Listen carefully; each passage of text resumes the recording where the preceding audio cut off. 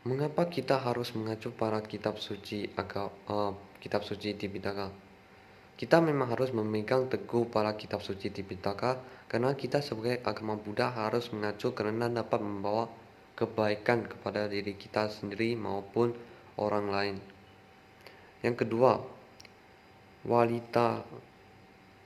kualitas keautentikan dan pentingnya memahami kerangka dan isi kitab suci Tipitaka.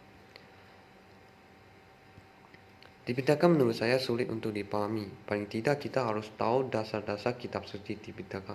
Yaitu Tipitaka dibagi 3 macam kelompok yang sudah saya bahas tadi. Dinamika dan tantangan kitab suci Tipitaka. Menurut saya kitab suci Tipitaka itu tidak semua orang dengan mudah memahaminya dan mempelajarinya. Serta tantangan dari Tipitaka yaitu apakah besoknya akan ada yang masih mengingat kitab suci Tipitaka dan apakah masih adakah orang-orang yang ingin mempelajari kitab suci Tipitaka. Esensi dan urgensi kitab suci Tipitaka untuk saat ini dan masa depan.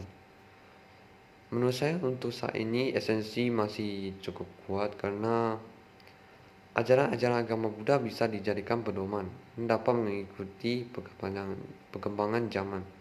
Dan di masa depan menurut saya ke depannya masih dibutuhkan oleh umat Buddha yang sudah saya katakan tadi.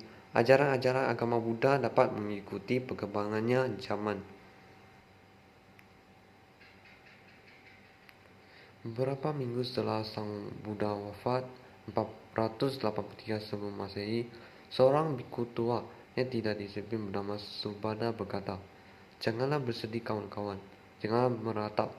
Sekarang kita terbebas dari petapa agung yang tidak akan lagi memberitahukan kita apa yang sesuai untuk dilakukan dan apa yang tidak, yang membuat hidup kita menderita. Tetapi sekarang kita dapat berbuat apapun yang kita senangi dan tidak berbuat apa yang tidak kita senangi." Vinaya Pitaka 284. Maka Sapa Tera setelah mendengar kata-kata itu memutuskan untuk mengadakan persamuan agung atau konsili di Rajagaha. Dengan bantuan Raja Ajatasattu dari Magadha, 500 orang arahat berkumpul di Gua Satapani dekat Rajagaha untuk mengumpulkan ajaran Sang Buddha yang telah dibawakan selama ini dan menyusunnya secara sistematis.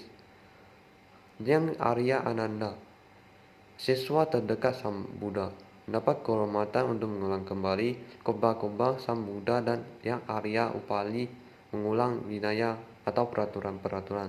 Dalam persamuan agung pertama, ini dikumpulkan seluruh ajaran yang kini dikenal sebagai kitab suci Tipitaka atau Pali.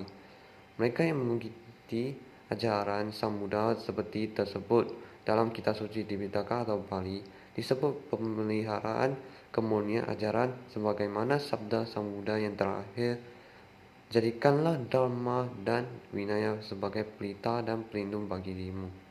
Pada mulanya Tipitaka atau Pali ini diwariskan secara lisan dari satu generasi ke generasi berikutnya. Satu abad kemudian terdapat sekelompok biku yang berniat hendak mengubah Vinaya. Menghadapi usaha ini, para biku yang ingin mempertahankan Dhamma Vinaya sebagaimana diwariskan oleh Sang Buddha Gautama menyelenggarakan persamuan agung kedua dengan bantuan Raja Kalasoka di Wesali, di mana isi kitab suci Tipitaka itu atau Pali diucapkan ulang oleh 700 orang arahat. Kelompok bikuni atau biku yang memegang teguh kemurnian Dhamma Vinaya ini menamakan diri Sasta Wirawada yang kelak disebut Theravada, sedangkan kelompok biku yang ingin mengubah Vinaya menamakan diri Mahasangika yang kelak berkembang menjadi mazhab Mahayana.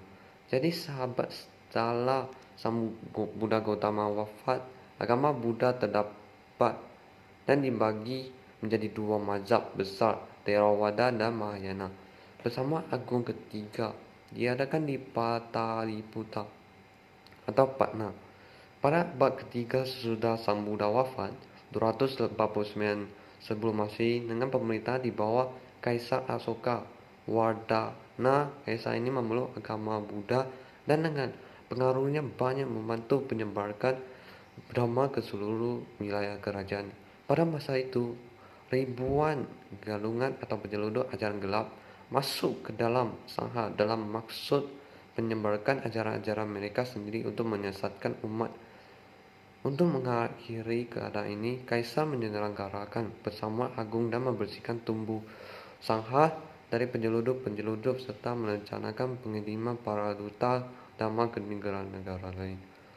Dalam persamuan agung ketiga ini, 100 orang arahat mengulang kembali pembacaan kitab suci Tipitaka atau Pali selama 9 bulan.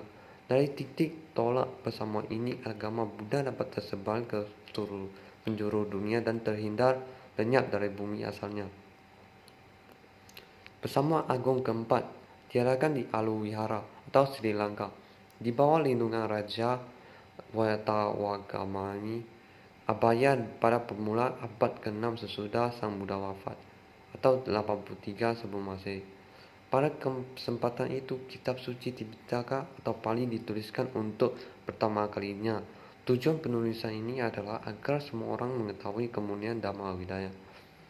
Selanjutnya, persamuan agung kelima diadakan di Mandalay atau Burma pada permulaan abad 25 sesudah Sang Buddha wafat 187. 1. Dengan bantuan Raja Midnon. Kejadian penting pada waktu itu adalah kitab suci Tipitaka atau Pali diprasastikan pada 727 buah lempengan marmer atau batu pualam dan diletakkan di Bukit Mandalay. Persamuan agung ke-6 diadakan di Rangonon pada hari Visakha Puja tahun Buddhis 2498 dan berakhir pada tahun Buddhis 2500 tahun Masehi 1956. Sejak saat itu, penterjemahan kitab suci Tipitaka atau Pali dilakukan ke dalam beberapa bahasa barat.